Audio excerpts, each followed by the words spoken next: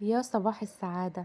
كل جمعة وانتم طيبين. طبعا الفراخ المشوية لازم تكون معانا في العزومة. تعالوا اقول لكم عملتها ازاي.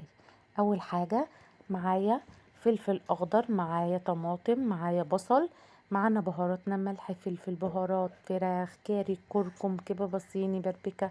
هنضيف كل بهاراتنا اللي انا كتبتها ديت في الكبة مع الخضار بتاعنا. هنضربهم بالشكل اللي احنا شايفينه ده.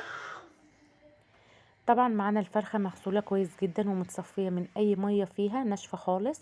هضيف عليها كل المكونات اللي في الكبة وهدعكها كويس جدا بالشكل القمر دي. طبعا ممكن نعناها في التلاجة من بالليل للصبح او لمدة ساعتين في التلاجة. هحطها في الكيس الحراري.